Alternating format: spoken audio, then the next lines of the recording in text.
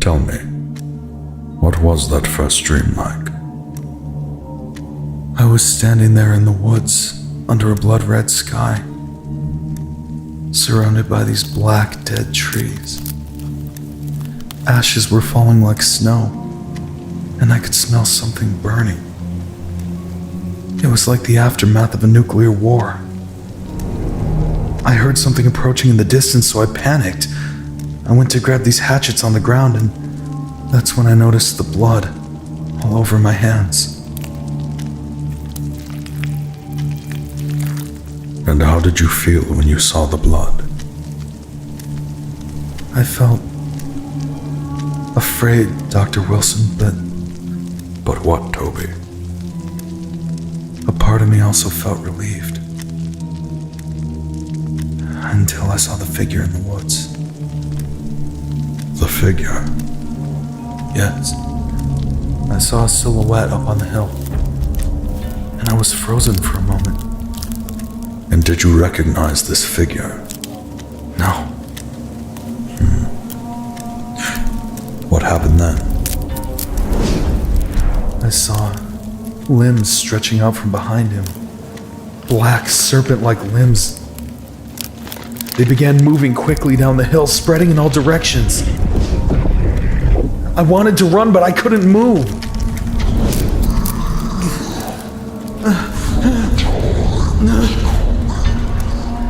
It was speaking to me.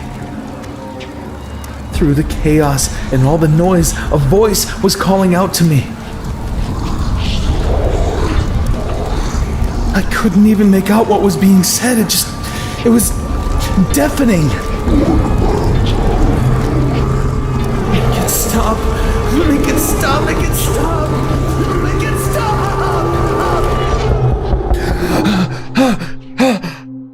Toby, you're gonna be late for school. I'll be down in a minute. Okay, honey. I made breakfast if you're hungry. Mom always liked to pretend that everything was okay. She would always put on that fake smile and act like she gave a fuck. The night before, dear old Dad was kicking me in the ribs on the kitchen floor. But that morning, nothing. Nothing but smiles and sunshine. As if she wasn't married to a monster. In other news, police still have no suspects in the brutal murder of the two brothers in Roscommon. You may recall the story we broke Wednesday about the brothers who were found dead near their home with what seemed to be missing children. Millie, did you get enough to eat? Yeah, Mom. I think she's had more than enough. Looks like she needs to cut back a bit on the food intake. Fuck you. Hey! Watch your fucking mouth!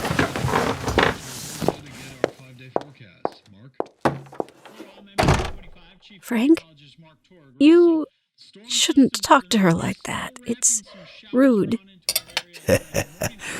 Jesus Christ. Well, if it makes you feel better, she ain't alone. You were never this big before.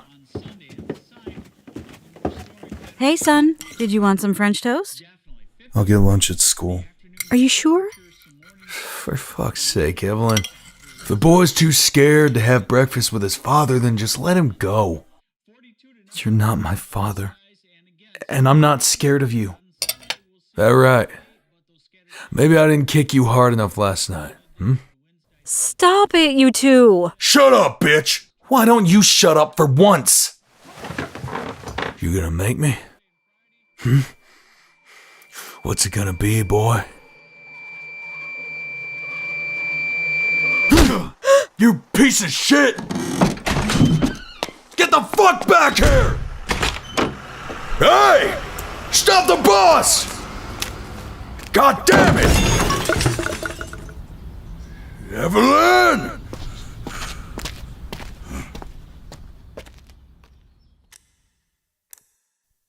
I knew from the reports I've read that your stepfather was indeed a monster. You suffered a great deal at his hands. I know, but I couldn't feel it anyways. I could have just lived with it. Toby, no one should have to live like that. And even if you didn't feel it physically, it clearly had a major psychological impact. While this question may be on the record, I am genuinely curious to know the reason you remain silent about your parents' tendencies in your early life. Surely there was a point when you wanted to run away from home. I actually did one time, but I realized that Millie would have to fend for herself against Frank. And if I reported the violence to a counselor or the authorities, there's a chance she and I would have been separated and sent to different foster homes. I see. You and your oldest sister were very close, weren't you? Yeah. We'll get deeper into your home life in a moment, Toby. But first I want you to take me through your experience in school. What was that like for you? I guess school was the same for me as it is for most kids. Was there bullying? I think everyone gets bullied, but things didn't get bad until after. I see. Walk me through the average day of school before everything happened. There's not really much to talk about. I would come to school, go to class, have lunch, and go home. I always kept to myself until JC started in on me. JC? Yeah, this bald kid, Jason Camblin. He would constantly mock and humiliate me. Just words, but it can be a lot to deal with, especially when life at home is even worse. You never get a break, you know?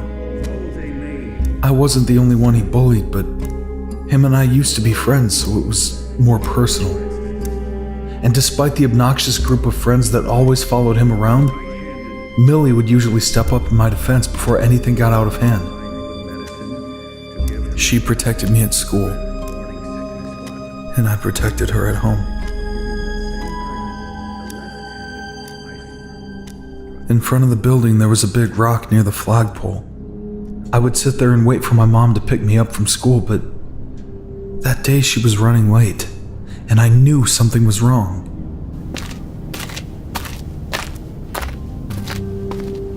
Well, look who it is. The bastard's son himself. Shut up, Jason. Do you ever wonder where Daddy is, Toby? Like, maybe he's drunk in a gutter somewhere. You think? I'm not in the mood for this. Yeah, you don't have time for your old friends anymore, huh? You were never really my friend. See, that's where you're wrong. But it certainly didn't take you long to find a replacement, did it? Where is Danny anyways, Not much of a friend to let you sit here all alone. Toby Adams, Principal Webb would like a word with you. Come with me. I'll let Danny know you're gonna be late. Go fuck yourself.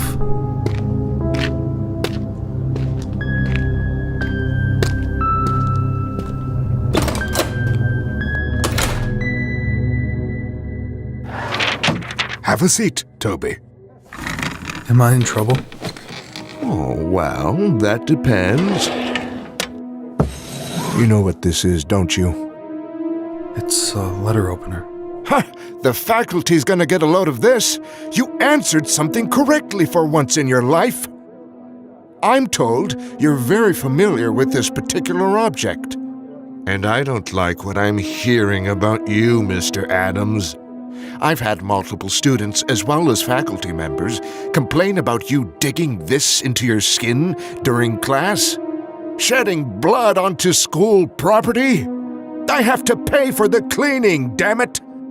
Look, I got caught opening a letter, alright? It was an accident. I'm not looking for excuses, Tobías. I'm looking to find out if these claims are true. Now take your hands out of your pockets and show them to me. Bloody bandages. So what I'm hearing is true, then? You've actually been cutting yourself. And in the middle of class, no less. Have you no shame? I'm telling you, Mr. Webb, it was an accident. Okay, that's all it is. What it is appalling. You're mutilating yourself in front of the other students, and this needs to come to an end. You clearly have certain conditions, but that doesn't excuse something like this. Now, I don't want to punish you for something you can't control, but I've already informed your parents about this problem. And if they don't do something about it, I will have to send you to counseling. Do I make myself clear? Yes, Mr. Webb. Good. You're excused.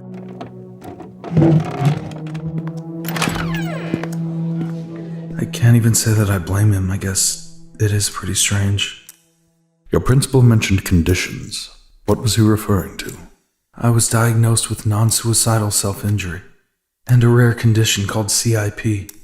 Congenital insensitivity to pain, right? Yes. I do have to ask, though, if you're unable to feel pain, what was the goal behind the self-harm?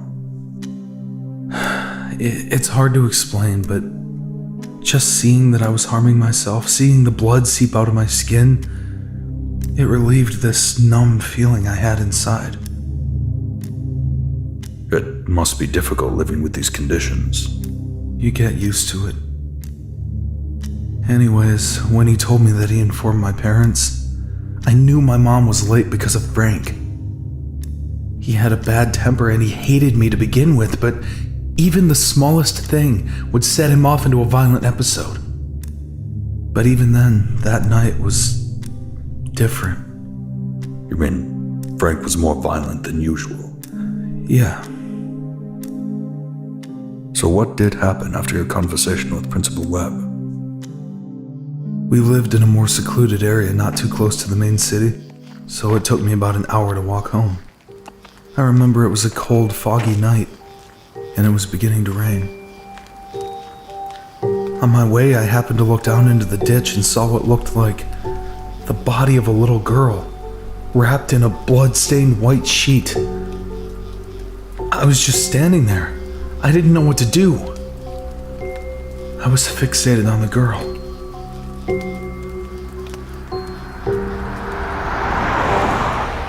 Hey! Stop the car! Hey! I tried getting their attention, but they just kept driving, and there was no one else in sight.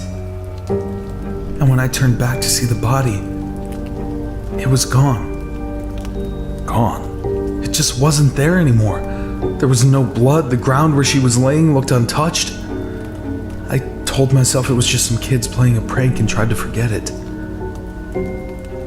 Once I got home, it was the last thing on my mind anyways.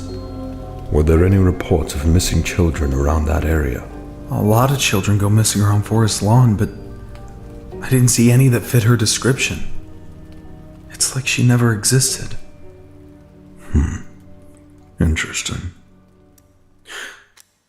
Well, what happened when you finally made it home? When I walked in the door, I saw Millie. I could tell that she was upset. And I knew why.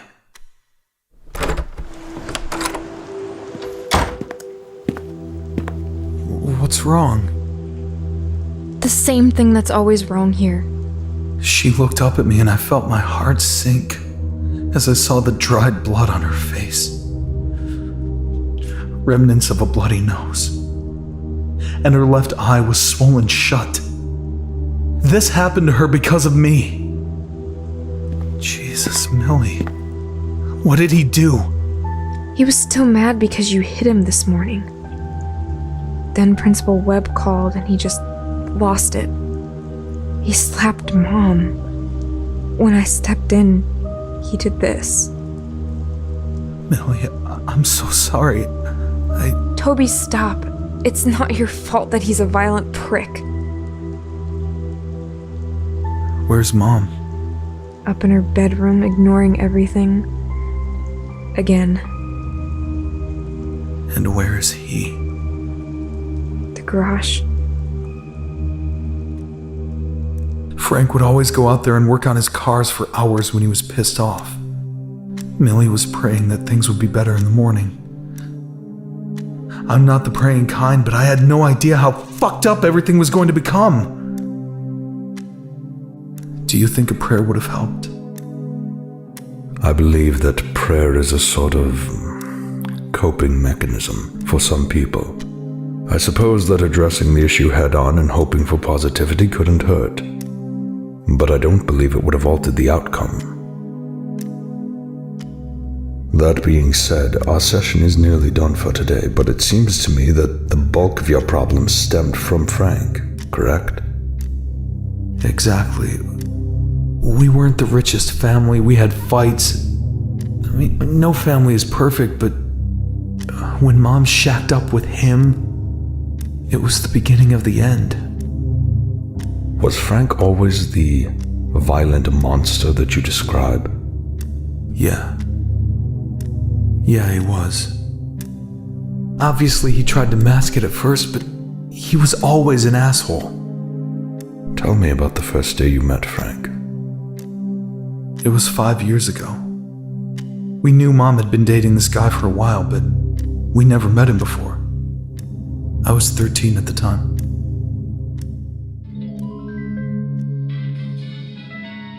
You should just give up, Millie. You know I always win. You wish. Just don't get too upset when I beat you.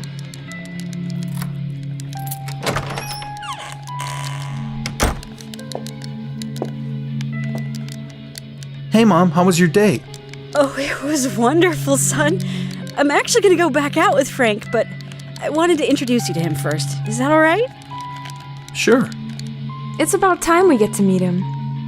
I'll bring him right in. Mom was so excited for us to meet him. Millie and I were cautiously optimistic, but Mom had a history of dating one piece of shit after another. Kids, this is Frank. Frank, this is my daughter Millie and my son Toby. Hi. We've heard a lot about you, Frank. Well, I've heard plenty about you kids. It's real nice meeting you finally. Hun, I just need to use the restroom and we can head out, okay? All right, Evelyn.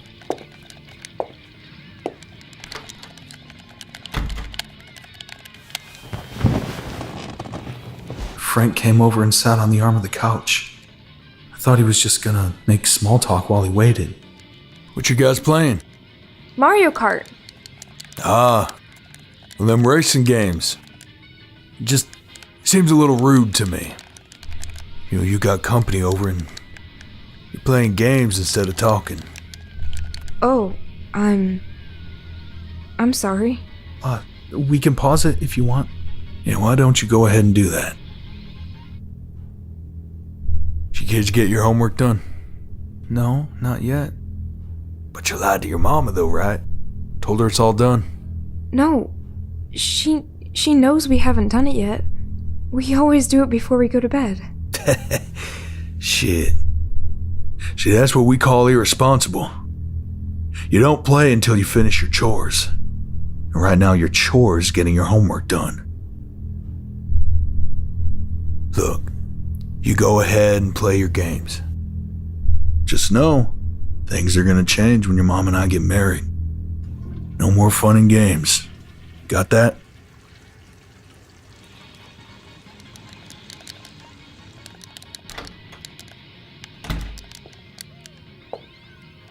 All right, Frank, I'm ready. There's the lovely lady. Doesn't she look beautiful? Frank, stop. Are we all getting along in here? Oh yeah, they're great. You've raised a couple fine children, darling. You should be proud. So he was already controlling from the moment he met you. It doesn't surprise me that he had even darker tendencies later on. So if you don't mind me asking, what happened to your real father? I think he left before I was born, but Mom never really talked about him. I don't even know his name. And it seems that your mother never sought out stability for her children after that. Broken homes often lead to broken minds. Well, I think I'd like to leave it here for today. We can pick this up again tomorrow. I must say, Tobías, I'm very proud of your progress. You've opened up to me a lot so far, and I'm grateful that you feel comfortable enough to do so. You seem like you genuinely want to help. And I do, Toby. See, I don't believe that you're evil or wicked. I think you've been dealt a terrible hand in life. I think you are deeply troubled, and I'm going to personally do whatever I can to heal those wounds. Thank you, Doctor. Don't mention it. Well, try and get some sleep tonight, son. We'll talk tomorrow, like I said.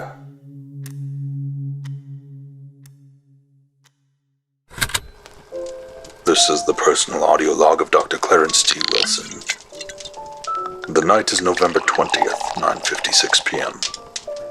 I had a great breakthrough tonight with Tobías Adams.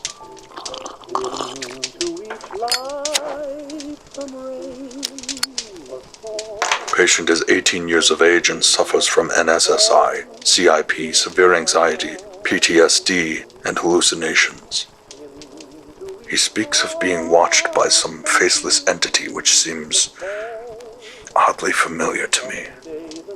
And his mention of the girl in the ditch sounds just like what happened to a former patient of mine. Surely he wouldn't know about those incidents, but I'm gonna try my hardest to find out what else he's seen. The boy turned himself in 6 months ago, but has barely spoken since then. He confessed to a heinous crime, but never divulged the full details, so he was admitted here to Pinehearst by my old friend Detective Kent.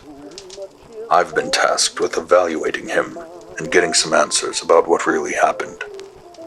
Today we had the longest conversation to date. I learned details about his controlling and abusive stepfather, and the love he had for his sister Millie. I am convinced that I can truly help him if we're able to maintain this level of trust. Only time will tell, but I am incredibly hopeful. I wish other patients were this willing to cooperate. But I digress. I hope to learn more and gain greater perspective tomorrow morning.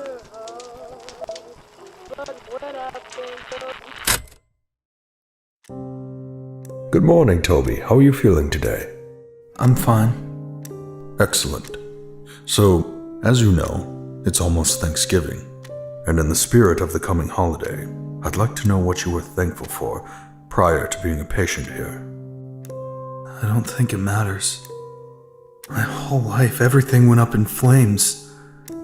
It's meaningless now. That's not true, Tobías. Your life is just as valuable as anyone else's, and I'm going to help you regain control of it.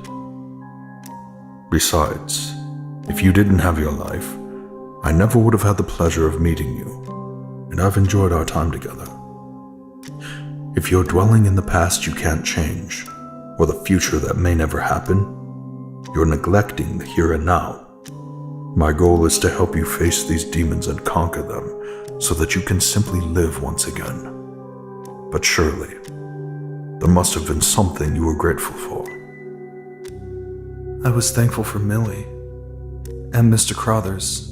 Him and his son Danny own the little house just down the street from us. Was this the same Danny that JC mentioned after school? Yeah, he was my best friend. Him and his dad always had my back. Sometimes Mr. Crothers would notice me outside after a bad fight, and he would invite me over to hang out with Danny. They were good people, Dr. Wilson. And Mr. Crothers was more of a father to me than Frank ever was.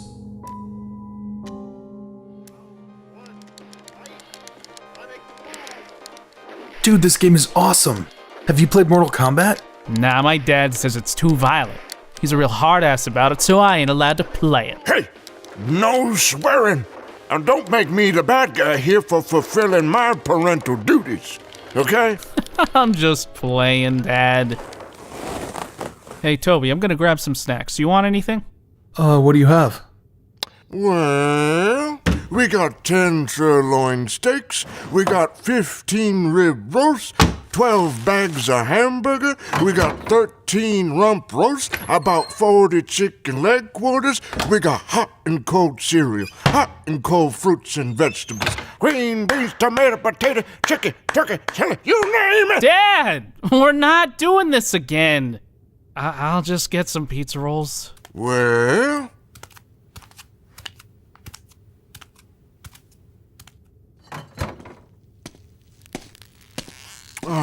Toby, can I talk to you for a minute? Sure, what's up?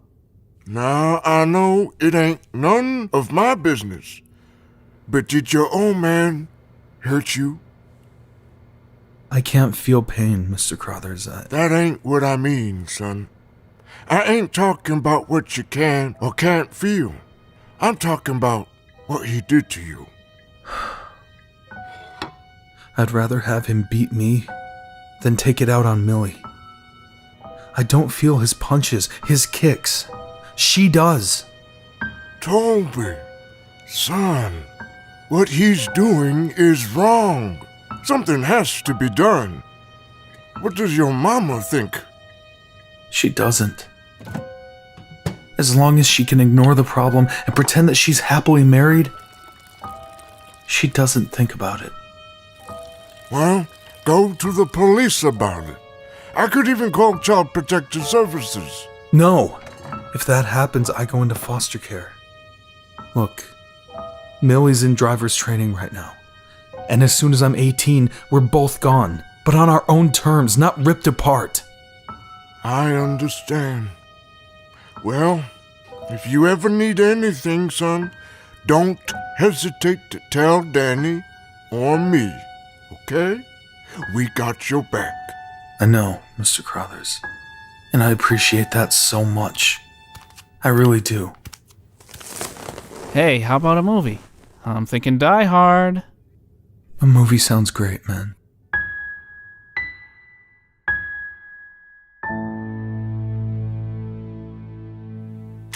I'm glad that you had the Crothers family to help you through the bad times.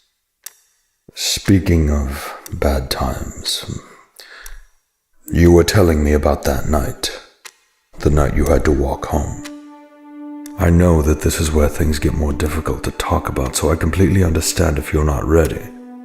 But I feel we're making wonderful progress thus far.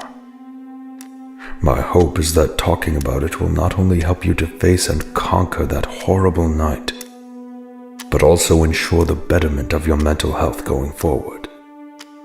I think I am ready. I'm very glad to hear that, Toby. So, tell me, what happened that night? It started with Millie getting beaten by that goddamn animal. Millie wanted me to forget about it, but I couldn't. Like I said before, I don't feel the hits. I don't even wince at his blows. But my sister, she could feel it. And I wasn't gonna let Frank get away with that. That son of a bitch. I'm going out there. No, Toby, you'll make things worse. Just leave him be. I'm not like Mom, Millie. I can't just sit back and do nothing. Toby, please. Just let him calm down. No! I'm sick of being passive for this asshole. I can't do this anymore. Look, if things go bad, promise me you'll take his car and get someplace safe. She tried to stop me, but I wouldn't listen. I just wanted to make Frank hurt for once. The way he hurt us. I got up the courage to go to the garage, and I saw him working on his Camaro.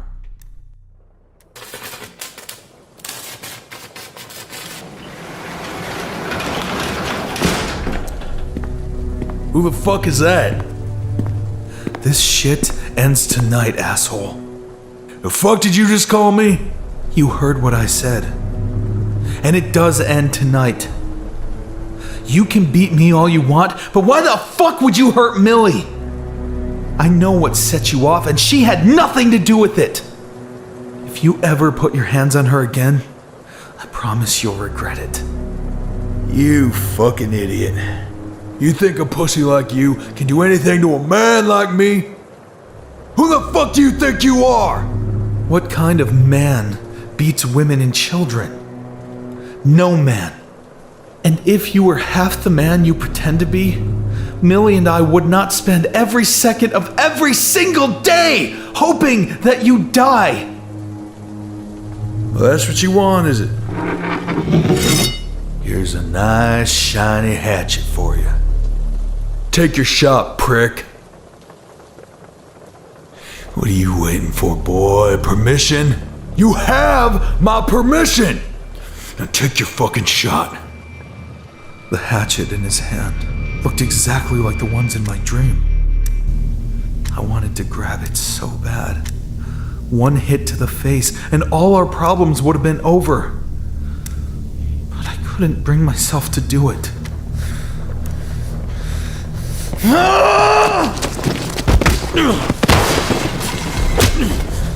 Motherfucker!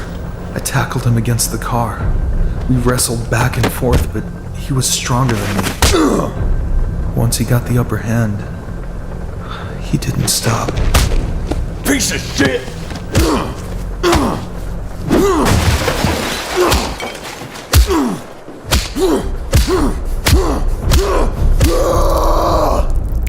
Frank dragged me out of the garage and up to the front door. I was barely conscious. All I know is that every part of me was covered in blood. There was a loud ringing in my ears. Frank wanted to make an example. Millie was still sitting at the bottom of the stairs as he dropped my body on the floor in front of her.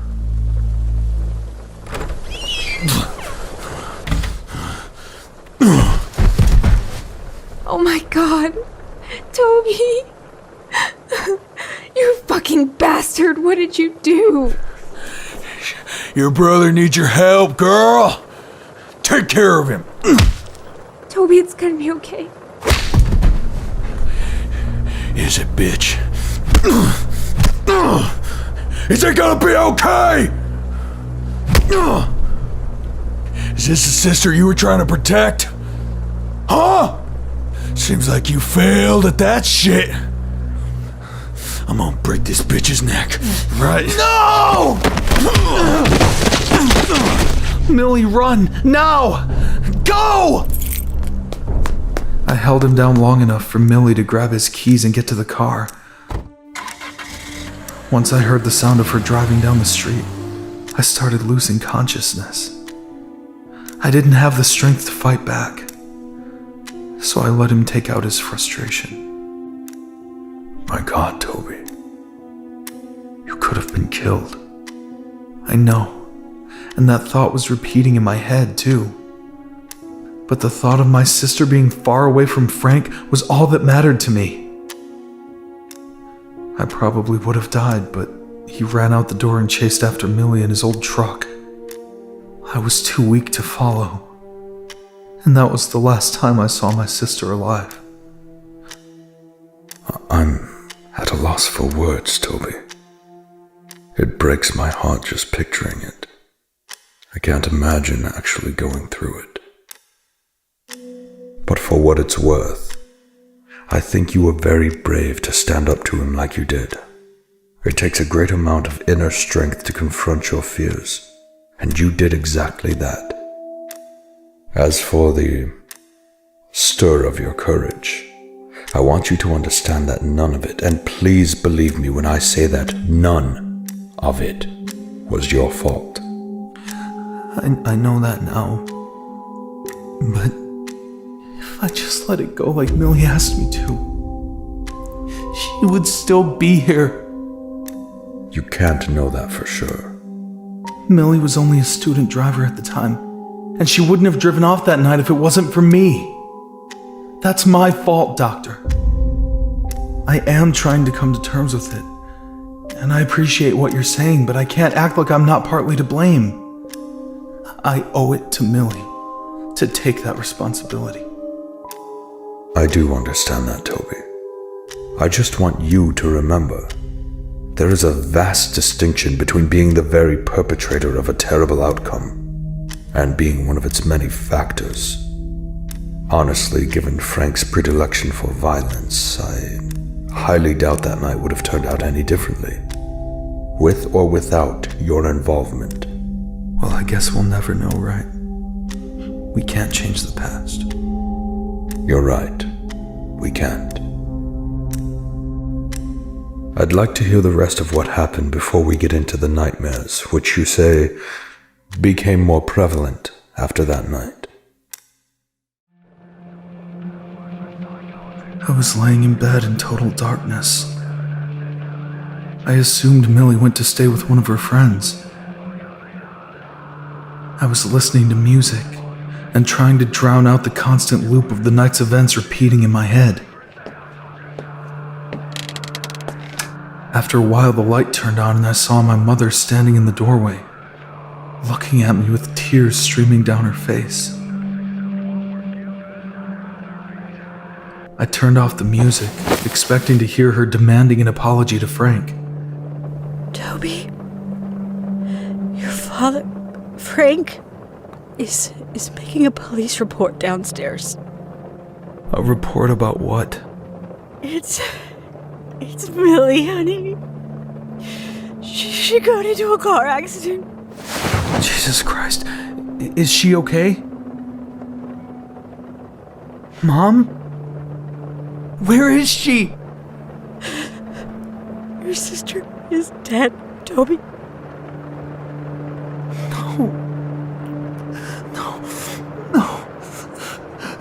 No. She can't be dead.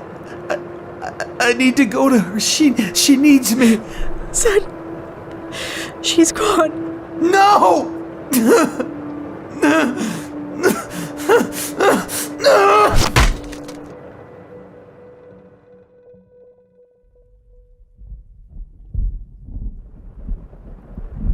She never should have been out there on those back roads and in this fog. Oh, Christ. I saw the Camaro swerve and she hit a guardrail, throwing her from the car. By the time I got out of my truck and down to the river, the storm was raging, and I was too late. She was already being carried away by a rip current. No parent should have to see their child like that. So, after an altercation, your daughter Millie drove off in the Camaro and you followed her. Yes, Detective, that's correct. I see. Can you describe this escapade in full detail, Mr. Adams? My son's been having problems in school, and he's developed quite an attitude. I was upset about him getting in trouble, and it just got blown out of proportion. Of course, being a stepfather, I'm always in the wrong to these kids. Uh-huh. So, from what I understand, it was your son's problems, as you put it, that offset this whole predicament. I'm having trouble understanding how your daughter was involved in this. Can you elaborate on that? Her and Toby are close. She doesn't like him getting in trouble. It makes her, well, do shit like this. God damn it! If only she stayed home, I'd still have my little girl! Your little girl, Frank? The girl you slapped and kicked? I'm guessing you left that part out. You didn't have the guts to tell the cops what you did because you're ashamed. You fucking coward! Son, I don't... I'm not your goddamn son! Oh, Jesus, are you kidding me? You really gonna do this right now? Just tell the fucking truth, or I'm pressing charges! Hold on. Tell us what happened. The boy's not right in the head, Detective. He's on medication, but I don't think it's helping. You've said your piece, Mr. Adams. I would like to hear his side of the story. Toby, proceed. I came home from school and saw my sister Millie sitting at the bottom of the stairs. Her face was all fucked up because of this asshole. I fought with him out in the garage. He did all this to me and hurt Millie again before she was able to get away. You lying little shit! Hey, that's enough out of you. Mrs. Adams, you've just been sitting there and you haven't said a word. Everything your son said. Is it all true? If it is, I wouldn't know. I was napping at that point. I had a terrible headache. From what I've garnered, there was quite a commotion here. I find it hard to believe you could sleep through that. Well, I always use earplugs to help me relax. I don't hear much when I sleep. No, even with earplugs, she would have heard a scuffle like that. This whole thing's ridiculous. Mrs. Adams, I'm going to ask you a personal question, and it would be in your best interest to answer sincerely. Does your husband have a history of domestic violence? Tell them, Mom. I was giving my mother a chance to do the right thing for once. To stand by her children. And did she? In the most bullshit way she could. He gets a bit rough sometimes, but it's really not like that, officer. I swear. He just has a bit of a temper. Oh, that's great, Evelyn. You make me sound like a loose fucking cannon or something. Mr. Adams, your son wants to press charges on you and the details of your stories aren't lining up. So I have to take you in until we figure everything out. And believe me, I will get to the bottom of this. You can't do this. Toby isn't right in the head. You can't take his words seriously. Right now, he's the one with a nosebleed and your knuckles are bruised. I'm taking you in, and that's final. God damn you, boy. It's your fault she was behind the fucking wheel in the first place. It's all your fault. You son of a bitch! Mr. Adams, stand down! No! Come here, you little prick! You have the right to remain silent. Anything you do or say can and will be used against you in a court of law.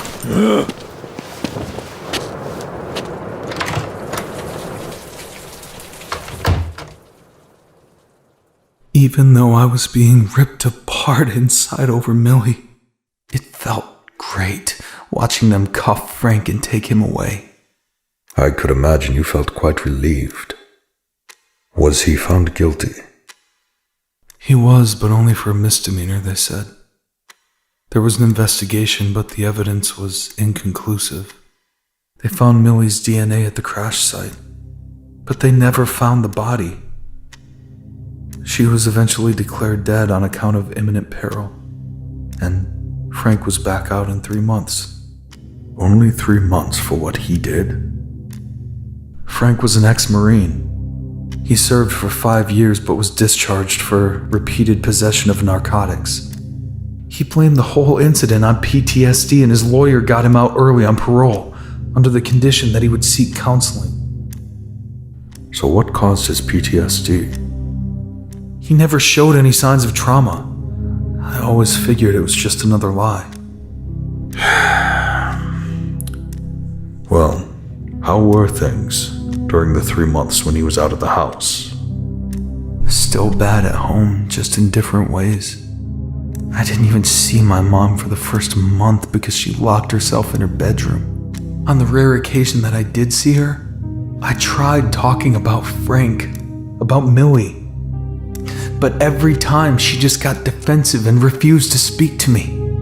It didn't take long for her to try drowning her sorrows with booze.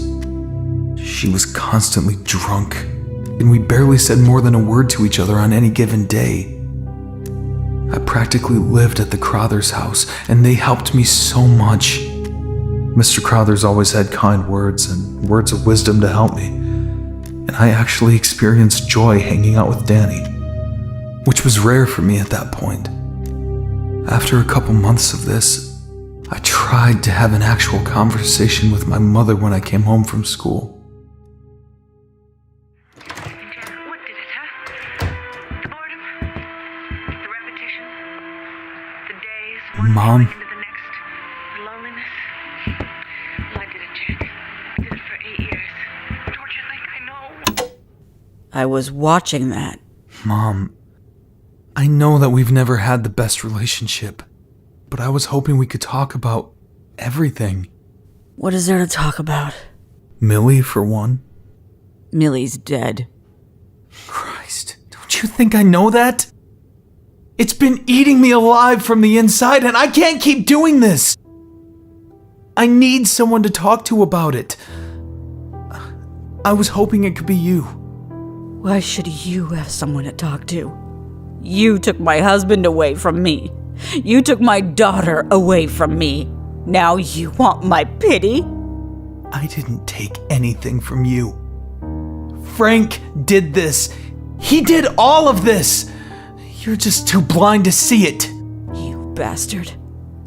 I hope this all eats away at you. For fuck's sake, I'm your son! You should have put your foot down and gotten rid of him years ago! Yet you still pine away over him while one of your children is dead and the other one needs you. What kind of a fucking mother are you? I never wanted to be your mother.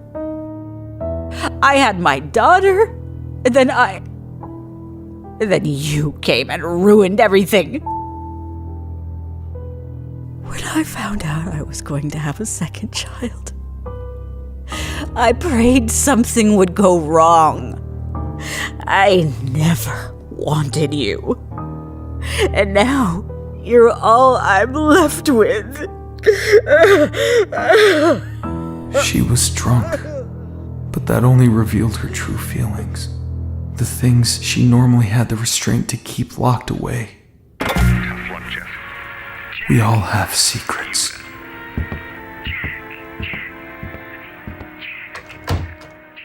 That was the moment I knew that whatever semblance of a family I had was dead. I collapsed on my bed and just laid there staring at the wall. I felt like I wasn't even there. Like I was watching some bad movie that I couldn't turn off. It felt like the days were just bleeding from one to the next. I didn't come out of my room for days.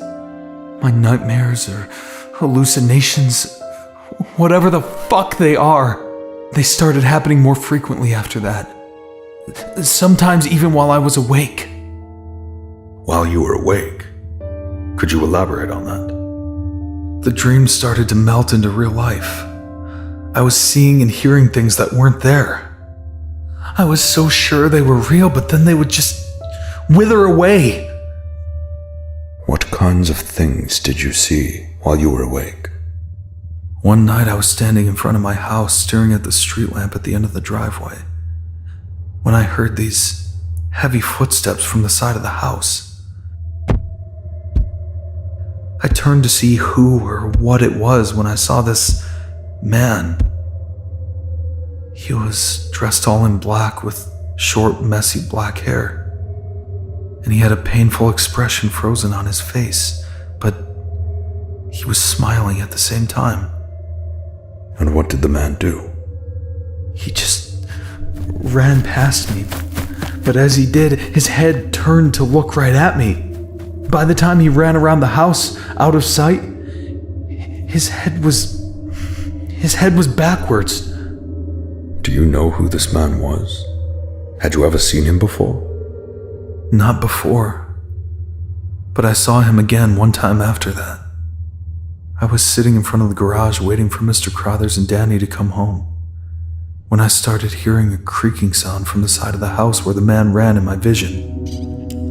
I got up and went over there, and I saw that man. His body was hanging in a noose from this thick board on the side of the house. His neck was broken. I was horrified. But then, he opened his eyes, and he spoke.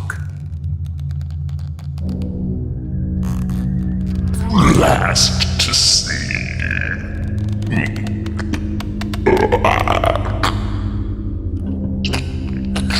Eyes before. It started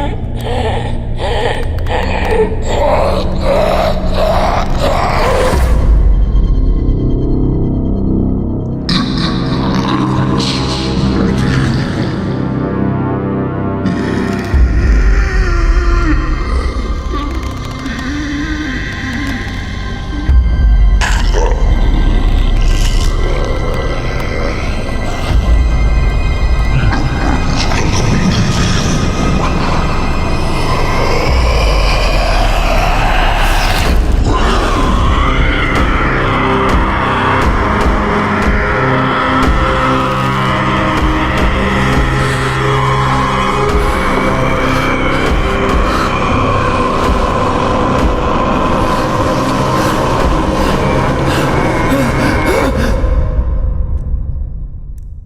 Jesus.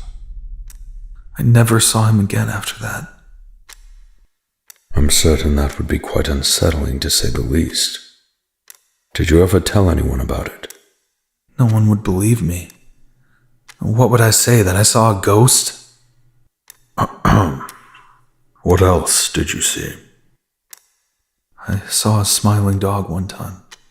It spoke to me, blaming me for what happened.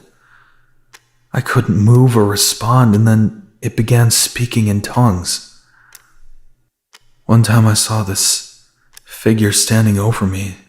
It looked like it had no eyes, and there was a glowing green liquid coming from the sockets. When I rushed to turn on the light, there was no one around. And one day I was sitting in class when I was called into the principal's office.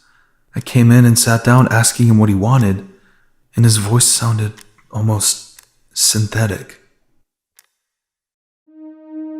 I'm concerned, Toby. Have you been harming yourself again? No. I've been bandaging my fingers before I even get to school. I've been careful, Principal Webb. That's a shame, Toby. What? Why did you stop? Don't you feel guilty enough to harm yourself? Mr. Webb, Maybe you're not going far enough. Yes, that's it. Here. Remember your favorite letter opener, Toby? It's a little dull, yes, but with enough force, you could stab it into your hand. Maybe you could shove it into your eye, like this. Mr. Webb, what are you doing? The pain is exquisite, Toby. You need to try this. Everyone should feel this way. Everyone deserves to feel this way. Yes. Forget self-harm. It's time to harm everybody else. Jesus Christ! Jesus has nothing to do with this boy. This is all for you, so you can see what you need to do. The flesh is waiting, Toby. So much flesh, all for you. I was in class the whole time.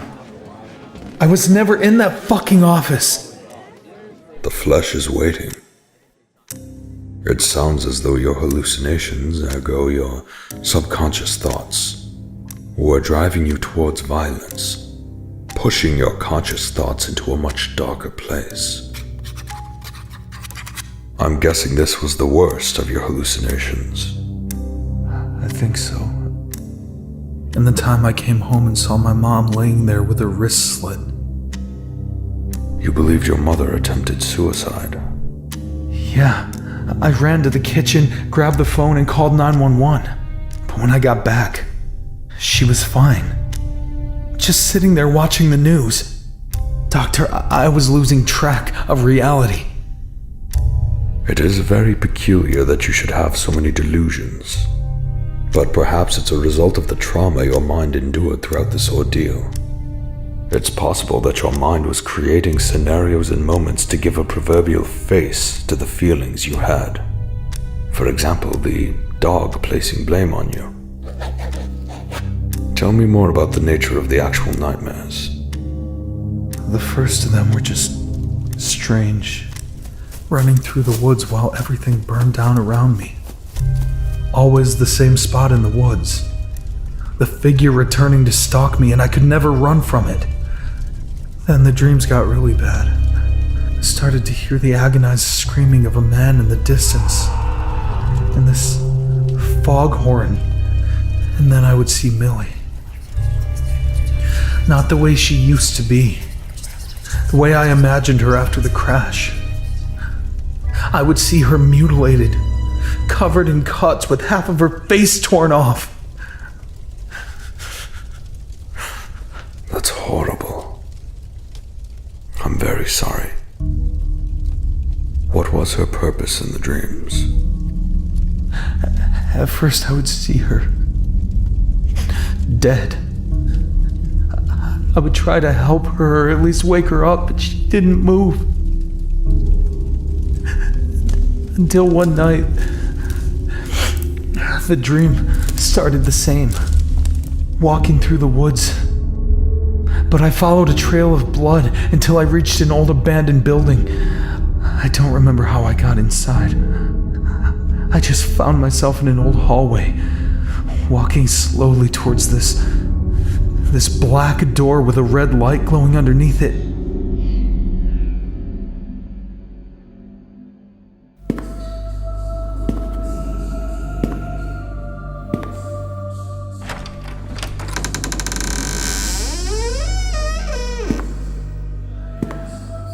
I know you're there. I heard you whisper. Who's there? You don't remember me. Come into the light so I can see you. Even after all this time, I thought you would remember me. Let me see you! It was her. It was Millie. I could see her empty eye socket on the left side, with only exposed bone around it. She had giant cuts all over her face and arms. No, Millie, you were dead.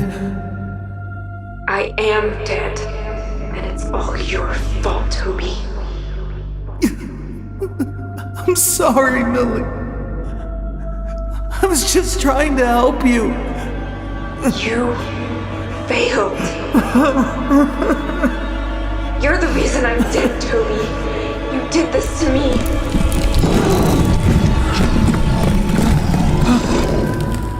She kept getting closer, backing me up until I hit the wall. These burned hands were reaching through the wall, ripping at me, trying to pull me in. I was fighting them, but Millie was right there, covered in blood and blaming me for what happened. It was just chaos. I was hyperventilating and panicking until I finally broke free of their grasp.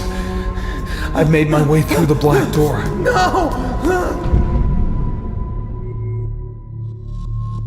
And behind the door was a room where everything was bright red.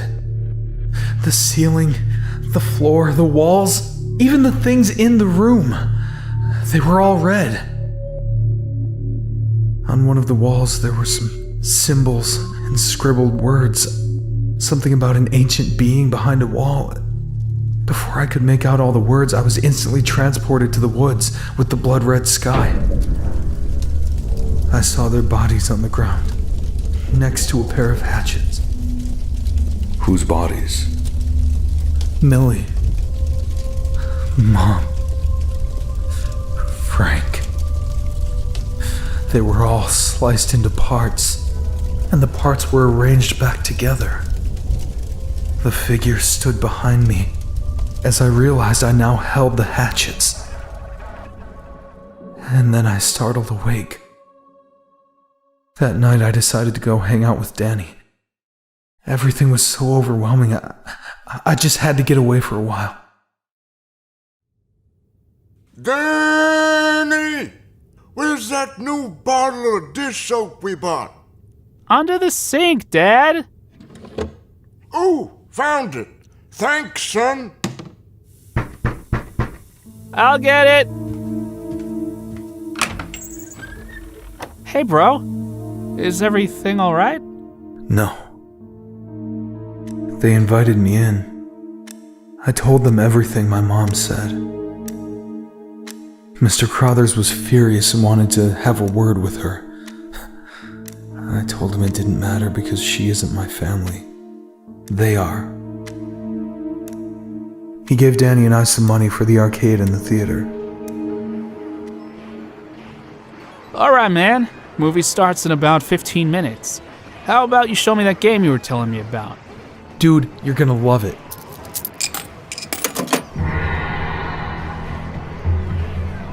Damn, they got ninjas and shit? Hell yeah. Shit, I'm picking this blue, dude.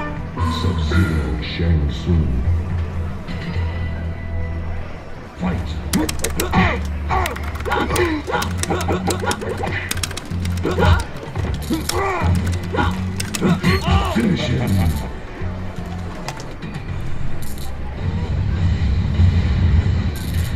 Shang Tsung wins. Wait, you devoured my soul? Dude, this is nothing. They have babalities, animalities, and even friendships. Friendships? My Little Pony much? You must be high as shit, motherfucker. At least it has ninjas, like you said, right? Mm-hmm. Sub-Zero Shang Tsung. Round one, fight.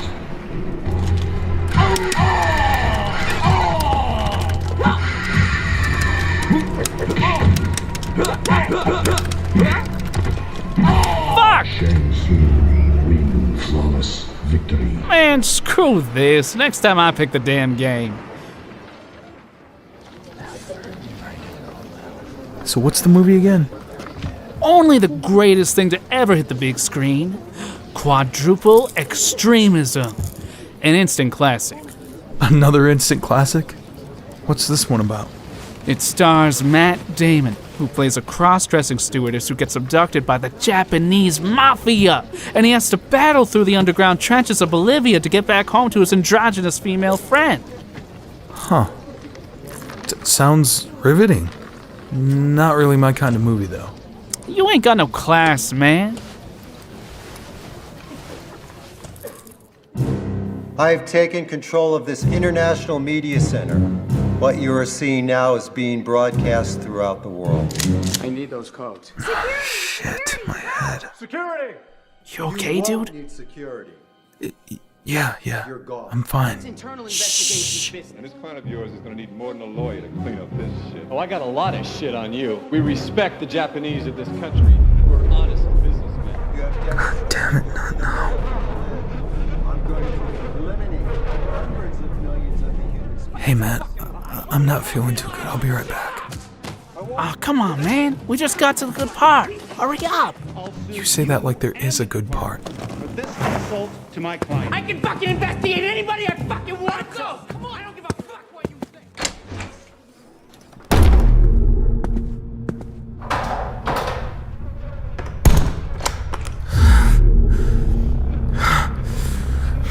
No, not now.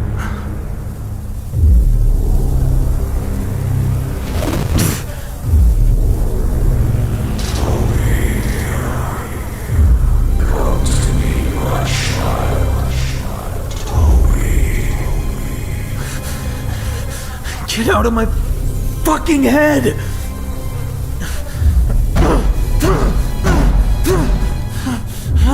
Leave me alone!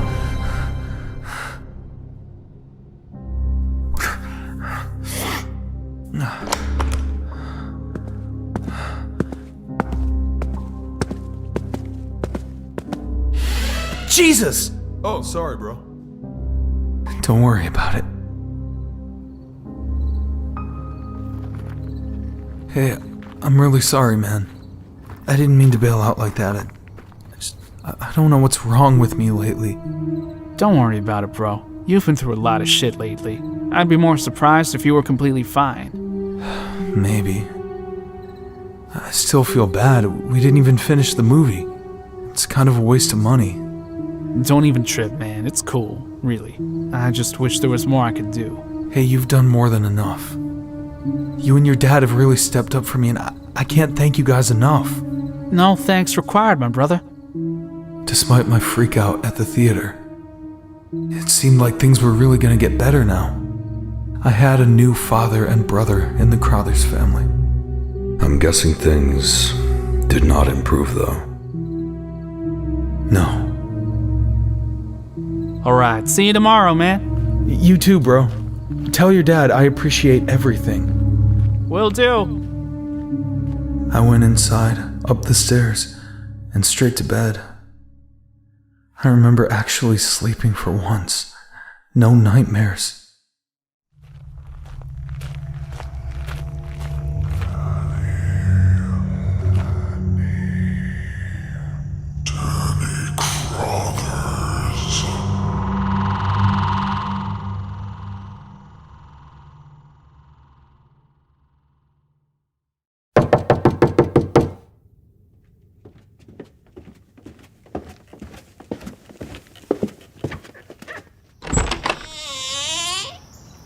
Mr. Crothers, is everything alright? I hope so. Did Danny stay the night at your house? No. We got back around 9:30 last night. I came inside and I thought he went back home. You haven't seen him? He never showed up. I thought he was just over here, so I didn't go looking for him. You mean he wasn't with you when you came home? The last time I saw him was at the end of the driveway. You don't think something happened, do you? He's probably just out with one of his other friends. Are you sure? I can stay home from school to help you look for him. Oh, no. I'm sure he'll turn up. I hope so. Look, if he's not back by the time I come home, I'll help you look for him, I promise. Thank you, Toby. I guess Mom heard us talking.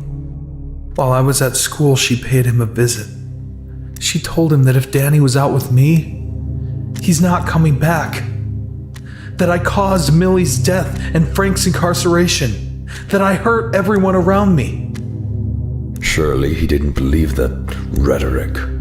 Not at first. But as time went on, and there was no sign of his son, it wasn't hard for him to be swayed by what she said. I was the last person seen with his son, a son who was now officially missing. To make matters worse, when I got home that night, I stepped in the front door, and there on the couch was Frank. I felt a panic attack coming on. This was when he was released on parole, correct? Yeah.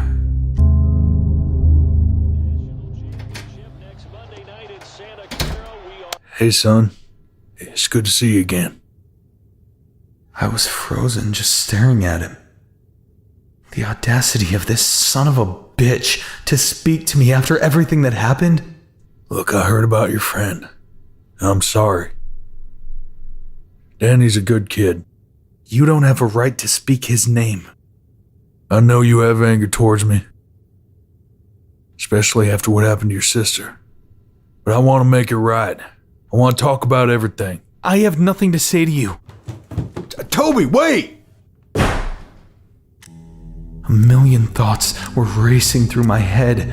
Voices were whispering horrible things to me. What sort of horrible things? They wanted me to do what I was afraid to do the night Millie died. I was battling to silence the commotion in my head when my mother came to the door. Toby, would you please come downstairs? Your father and I would like a word with you. Son? We'll be in the living room when you're ready to talk. Like a moth to a flame, Mom was right back in Frank's clutches and pretending things were fine. How did you approach the situation? I was ready to end Frank if I had to.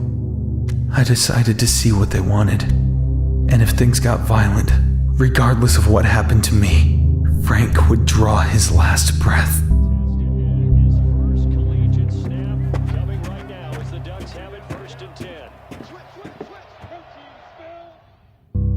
Son, I said terrible things to you, and I said terrible things about you to Mr. Crothers. What did you say to him? It doesn't matter. It matters to me. It doesn't matter because I'm gonna fix it. Frank made me see the error of my ways. I was a drunken fool, and I should never have uttered those words. I'm gonna go over and explain myself to Mr. No, I'll talk to him. He's my friend, my family. I'll clean up your mess for you. Son. Don't you dare call me your goddamn son. Fine. Toby. I understand that you're angry, and you have every right to be. I was cruel and wicked. I was not was. You are. Are you seriously trying to convince me you've changed? Either one of you? I had a drinking problem, son. I'm trying to make things right. I know it may be hard to believe, but I don't have time for this shit. I have to do damage control on a man who is searching for his missing son. So thanks for that, Evelyn. Toby? Just give him time, Evie. I went to see Mr. Crothers, and I did my best to control the situation. I explained that my mother was drunk and reiterated the fact that I had no idea what happened with Danny. Did that help? Barely. We went out looking for Danny, but it got too dark and we agreed to go to the police together the next day. And what did the police investigation reveal? Well, there was a search party out in the woods near the house. We searched for like 2 months with no trace of him. As time went on, suspicions grew, and it all culminated one night when I had a dream. I saw Danny. He was trapped in one of the abandoned shafts in the mine on Hills Grove. He fell onto a pile of debris, and his body was contorted around the wreckage. Danny! Danny!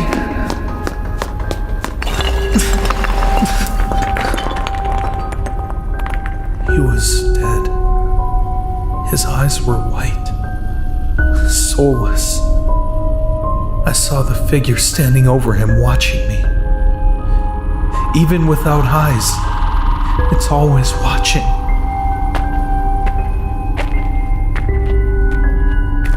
Oh, Danny! I'm here, son!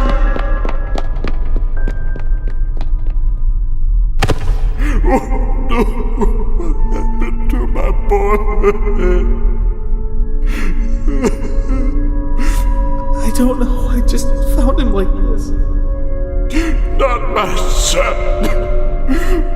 Not my baby! How could you do this to him? No, I didn't do anything, Mr. Crothers, I swear. I just found him here. Why would you let this happen? I didn't do this. Why would you let this happen? Mr. Crothers finally looked up at me, his eyes full of flames. I knew you murdered Danny. I didn't kill him. You have to believe me. You did this, you goddamn murderer! You did this! I startled awake and immediately wanted to call the police, but then I realized if my dream was true, I would be the prime suspect. How would anyone else know where he was? And if my dream wasn't true, it would seem like a sick prank or something. I remember it was exactly 3:33 in the morning, and I walked all the way to the Double Down Diner on the outskirts of Forest Lawn, and I used the payphone to call in an anonymous tip.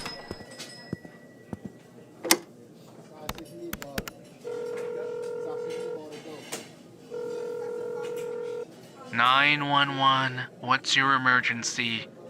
There's been a local search for a missing boy, Daniel Crothers. I have reason to believe that he may be in danger at the mine on Hills Grove. I hung up before the guy could respond. On the walk home, I remember a battle raging in my head. Did I do the right thing? Should I have told them who I am and how I know? Did I really dream about Danny's corpse? Or was I remembering that I put him there?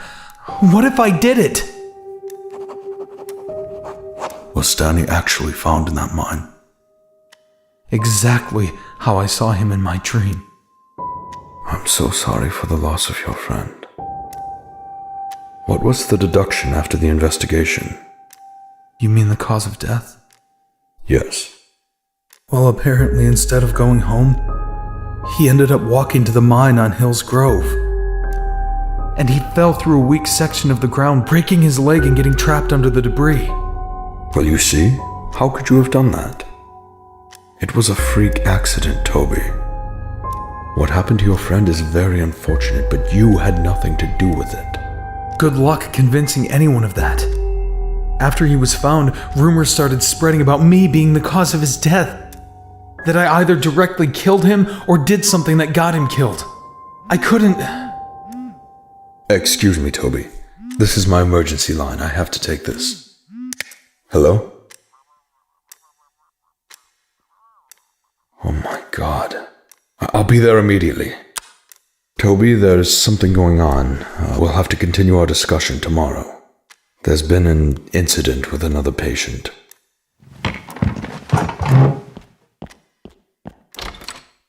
Sean, would you escort my patient back to his cell? Yes, sir. Should I have Nurse Crawford give him a sedative? No, that won't be necessary. Understood, sir. Let's go, Toby.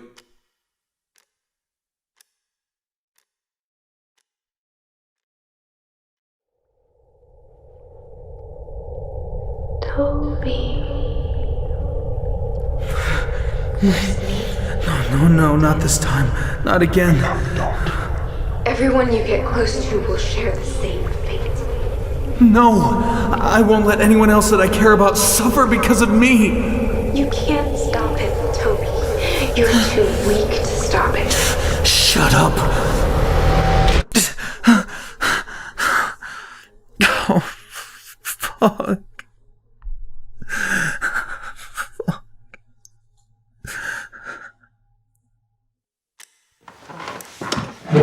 I apologize for the abrupt ending to our previous session. I understand, Doctor. I hope everything's okay. Some of the patients can be unruly, to say the least.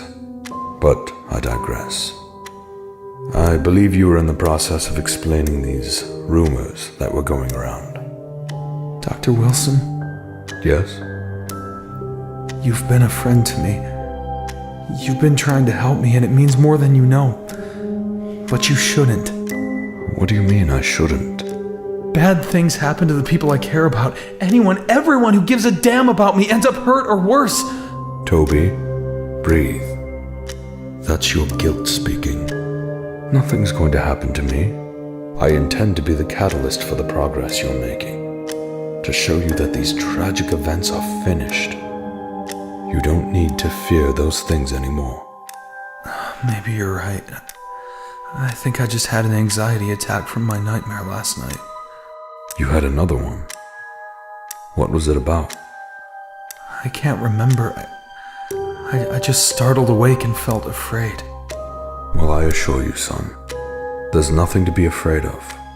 With the progress we've made, I truly believe you're on your way to accomplishing inner peace. But you have to crawl before you walk, and walk before you can run. It will take time. No. You were telling me about these rumors. Yeah. Once the news broke that Danny was dead, everything just spiraled out of control. Mr. Crothers was informed after they found the body. When they told him about the anonymous tip, it didn't take long for him to put two and two together. My plan backfired and made me look even more suspicious. He mentioned my name, and other members of the search party told their friends and family. Soon enough, it was going all around the school, and I was constantly on edge. Some kids spray-painted the words killer and murderer on my locker. And JC, of course, had to get involved. I knew you were a fatherless mistake. But damn, killing someone, huh? A friend no less? That's low. Even for trash like you. Get out of my face, Jason. Guess I dodged a bullet there, huh? I said back off! 'Cause that's how it goes, right? Everyone you're close to shares the same fate. I remembered when Millie would say that in my dreams. And I started to lose focus. First you lost your sister, and now your best friend. How does it feel knowing you got them both killed? I just completely snapped on him. Oh, fuck! Oh, my fucking nose! Oh, you fucking piece of shit!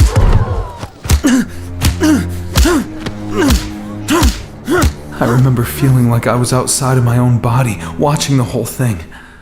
I almost killed him. A part of me wanted to stop, but another part of me enjoyed it. After all, he of all people would actually deserve death. Everything came into focus when some students pulled me off him. That's when I saw what I did to him. His face was unrecognizable. I ran out of there as quickly as I could. I went straight outside and kept running to the end of the school property near the woods. My brain was pure chaos. I couldn't concentrate or maintain a single thought. But I remember seeing a cat laying there. It was butchered. It looked like someone killed it. I stared at it for so long, in some kind of catatonic state, which was broken up by a fist to the face. JC and his group of friends caught up to me, and they retaliated. Kick his fucking ass!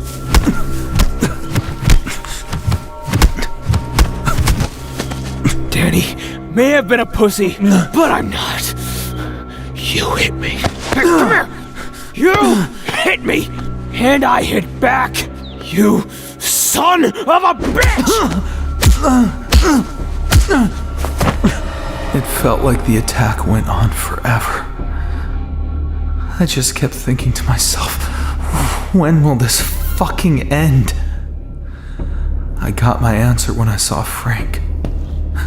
I knew I was hallucinating.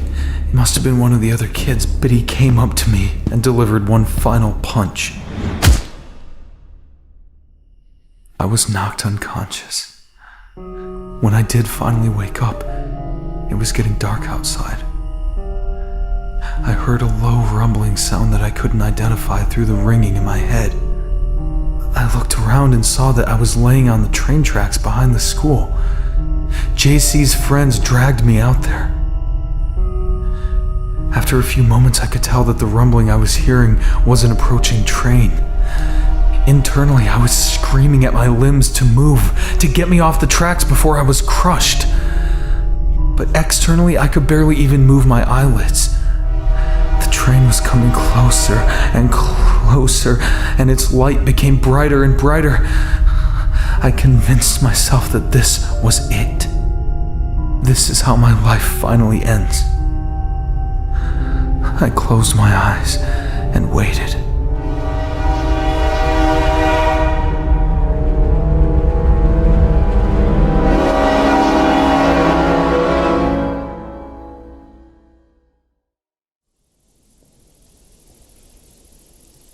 I thought I was dead.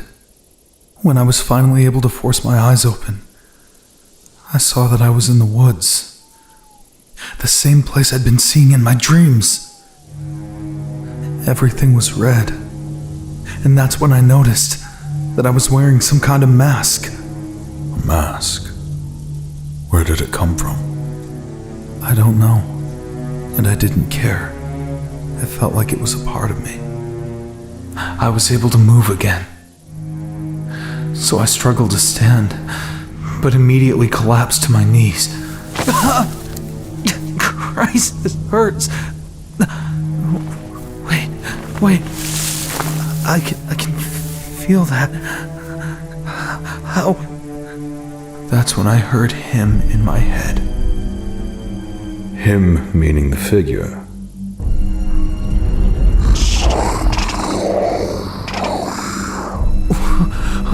What are you?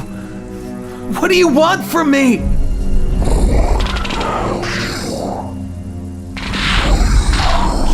The truth.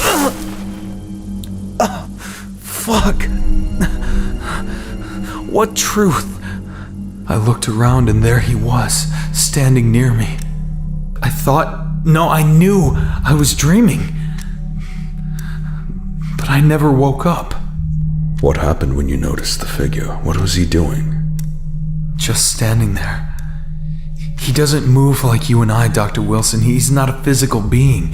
He kind of phases into our reality. If he does move, it's like he's glitching out or something. You never see the movement. Our reality. So you're saying that he was actually there? not just in a vision. I don't know, Doctor. This seemed more real than any vision I had before. And I had no idea where I was, but the figure was guiding me. And where did he lead you, Toby? Home. Every time I stumbled and fell to the ground, I would see the figure in front of me, pushing me to keep going. I struggled for what felt like an eternity, until finally stepping out of the tree line, I saw my backyard. Once I got closer, I saw the figure again. He was pointing to the cellar doors. I don't understand. What's in the cellar?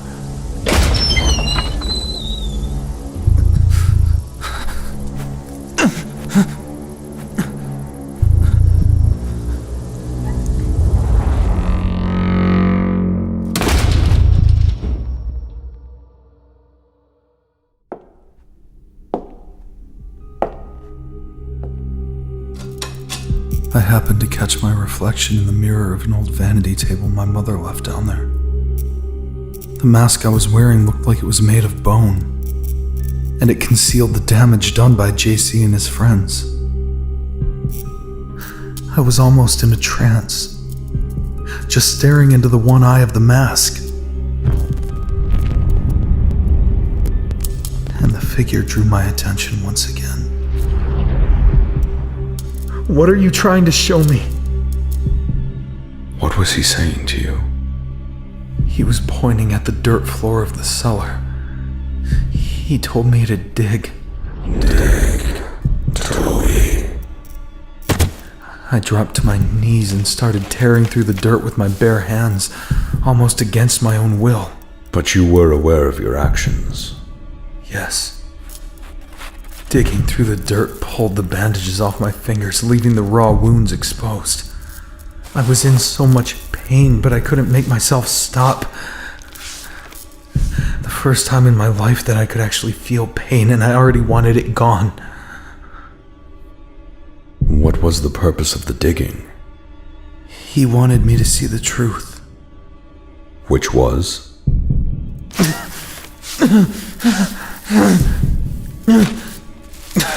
What was buried in that cellar, son? Millie. I was in shock, but I collected myself enough to pull her out of the ground. She was horribly decayed. And this wasn't in my head, Dr. Wilson. I don't know how I was able to feel. Maybe he was somehow allowing me to. But I could feel her corpse in my arms. I don't understand.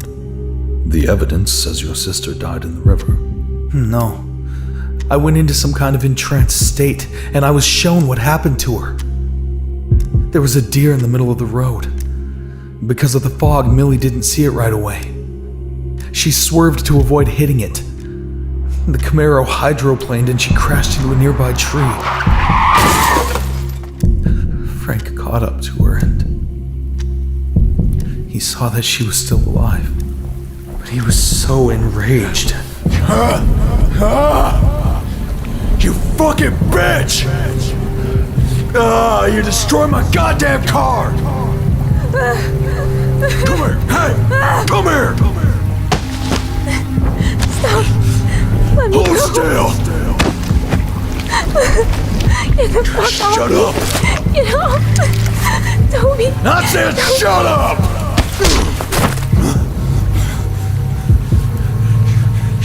You can't fucking ruin everything! You ruined my marriage! You ruined my car! You ruined my life! You're done! You hear me? Done! No more!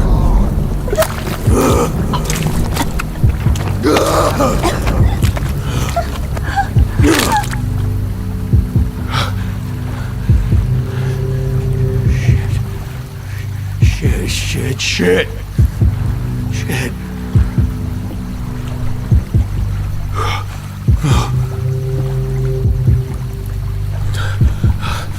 God damn it. Thank Frank.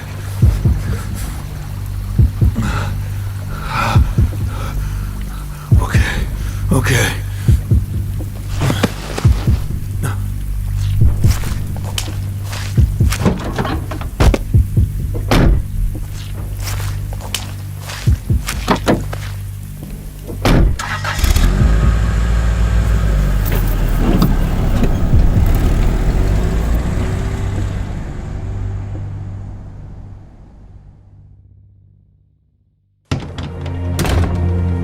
Evelyn! Get downstairs now!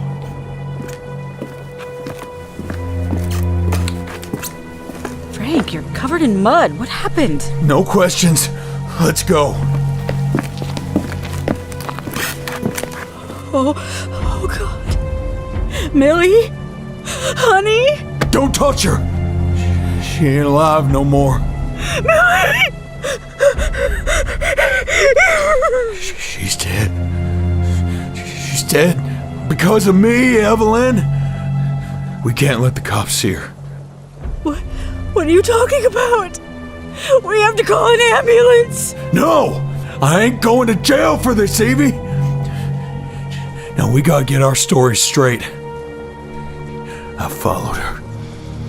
I saw my Camaro crash into the damn tree. I saw her thrown into the river. And that's all we know. I can't. Look! This ain't a game. This whole thing was a fucked up accident. But if the cops find her here, if they see what I did to her, I'm fucking done for, Evie. And we can't let that happen.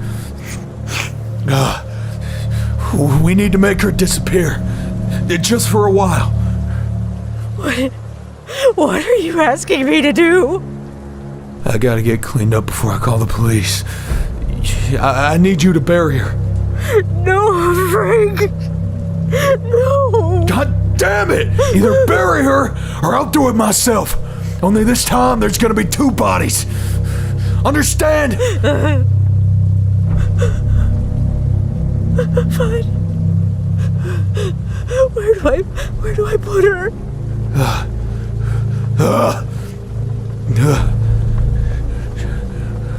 The cellar. We'll put her in the cellar.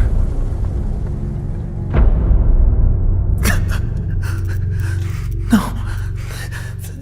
This can't be true. I will never lie to you. Why did you show me this? You deserve to know the truth. I can't. I don't believe you. I don't believe you!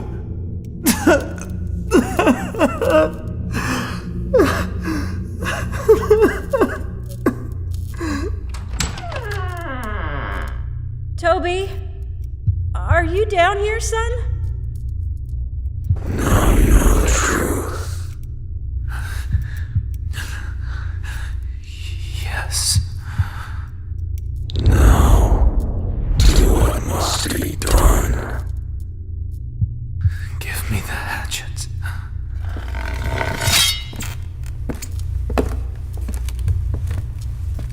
Oh my God. Toby, you weren't supposed to see this. Son, we did something monstrous. Your father and I don't know if there was another option or not. I didn't want this. Where did you get that mask? I'll make it right, Toby. I'll tell the authorities. Right now.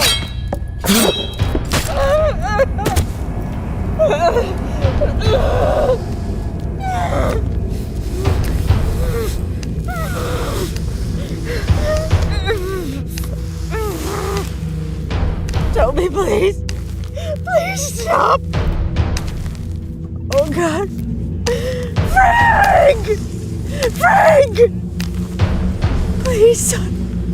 I'm your mother. I made a terrible mistake. Don't make make it right. I promise you, son, please. Don't you have any sympathy? Not for you.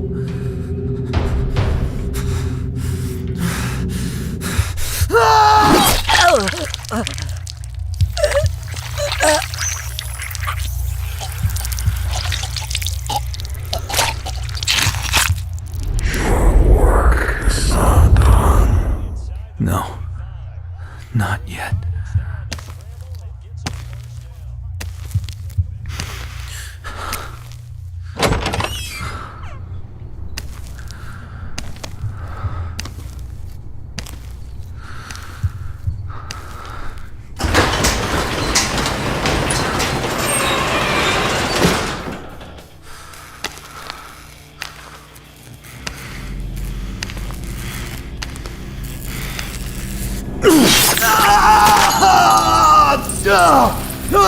Jesus Christ! What the fuck? You fucking freak, what have you done? As long as you're breathing. Not enough!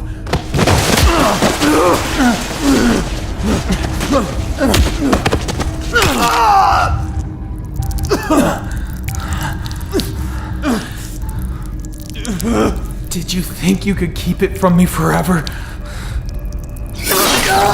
My fucking leg! Both of them. Fuck! You feel it, don't you? The fear. You know this is the end. You're gonna have to kill me, or I'll fuck you up worse than I did Millie. Okay.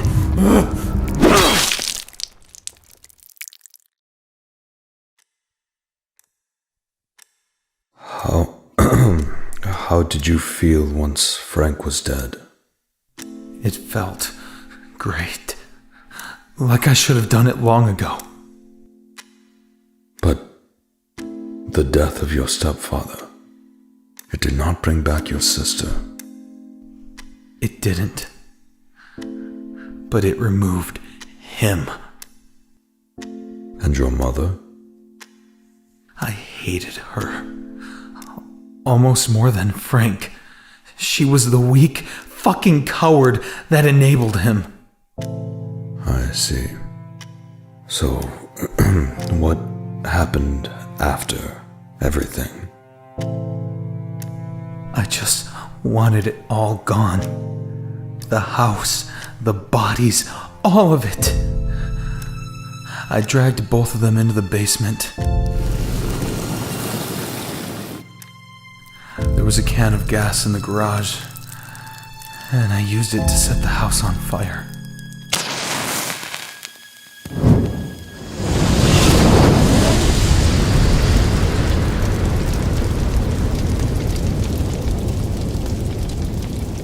I am a bit confused by one thing. What? Why did you turn yourself in? You clearly felt better after taking their lives. So why surrender yourself?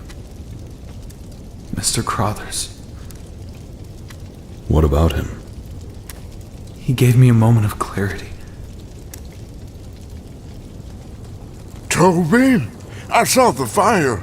What's going on around here? I had no words to say to him. The man who thought I killed his son was looking at me, wearing a mask, covered in blood and burning my house down. I wanted to tell him everything, but the words wouldn't come. Is that blood on you? Are your parents in there? What have you done? Mr. Crothers. You murdered them. Mr. Crothers, I can... You goddamn murderer! I knew you murdered Danny. Now you murdered your family. How could I ever have trusted you? I never hurt Danny. He was my brother. You are my family. Mr. Crothers, please. Don't touch me. Get your hands off me. I said don't touch me. Don't touch. Mr. Crothers. Mr. Crothers. Please. Please come back. Mr. Crothers, please come back.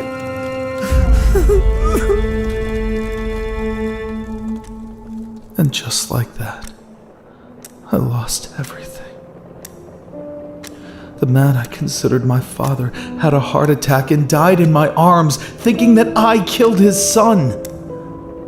And that's what made me turn myself in. As I held his lifeless body, it dawned on me, even if I didn't kill Danny, I did commit murder. I didn't want to be walking free and end up doing it again.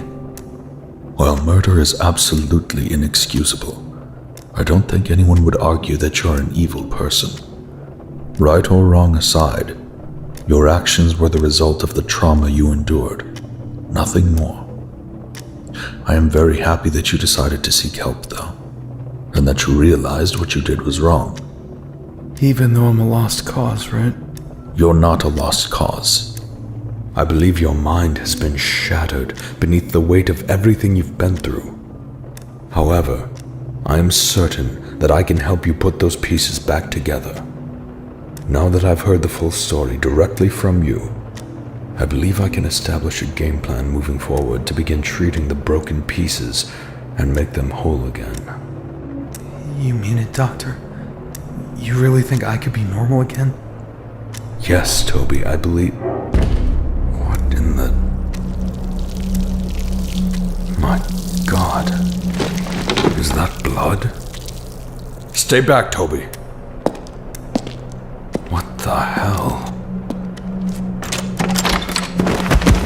Jesus! Sean!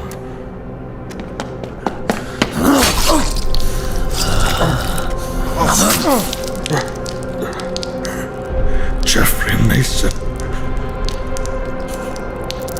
You killed Sean. And now you can join him. Go to sleep, Doctor. No! I've wanted to do that for so long. You're fucking insane! You son of a bitch!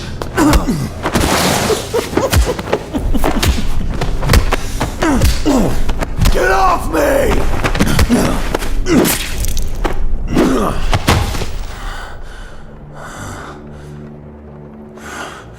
A knife in your leg, and you don't even flinch.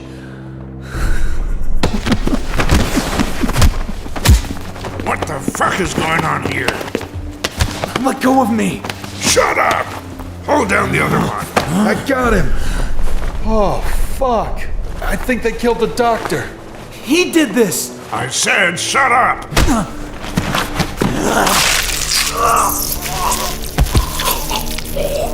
Christ! He fucking bit him!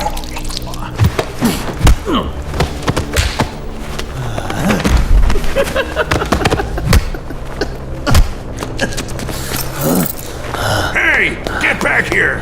God damn it! He's getting away. You better go get him. Have fun on the outside. I'll see you again soon.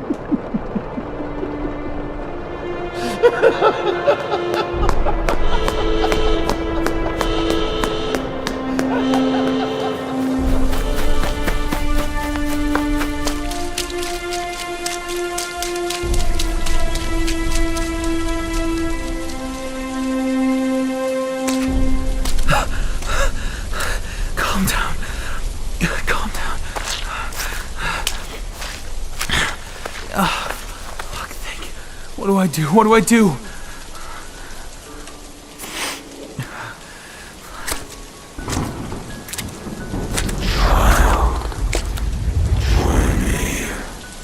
You. I haven't seen you since that night. I didn't even know if you were real. You left me with nothing.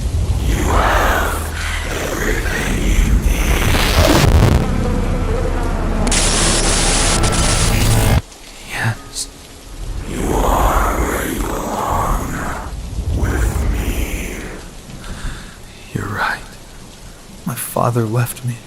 My mother lied to me. My friends abandoned me. But you showed me the truth. You wanted to help me. Toby, there is work to be done.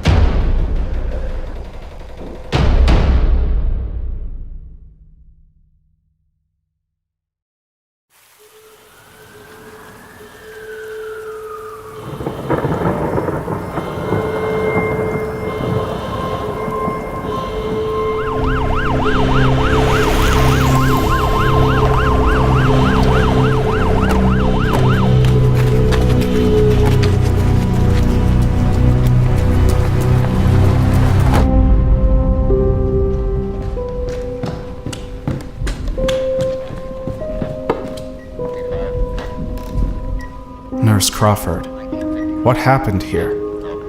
There was a breakout involving 2 patients. One of them stole a knife that was used to stab a guard, as well as Dr. Wilson. He then bit the jugular of another guard while the second patient escaped the facility. Oh my god. Is the doctor all right? He needs an ambulance, but I think he'll pull through. Thank goodness.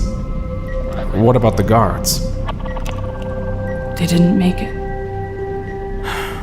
Look, the ambulance should be here soon, but here's my number if you need to reach me. Now, is everything under control here? Yeah, Tobías Adams escaped, but I sedated that deviant Mason and got him back in his cell. Mason. As in Jeffrey Mason? The one and only. That little fucker. I'll put out an APB for Adams. He couldn't have gone very far. And I want to see Jeffrey Mason.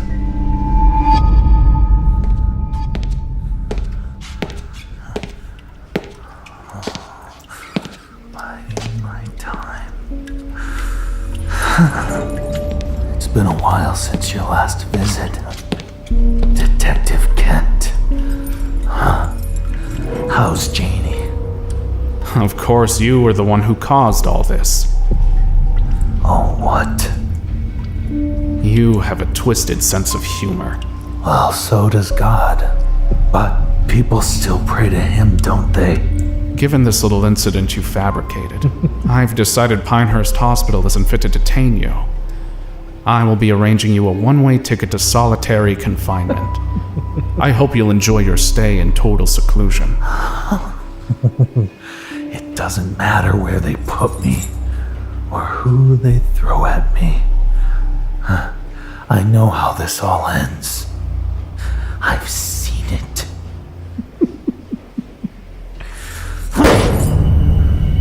Would you like to know how you die? Spare me the crazed drivel. You'll be sent away first thing tomorrow. Have a nice night, Jeffrey. Leaving it a mystery, then. It's more fun that way.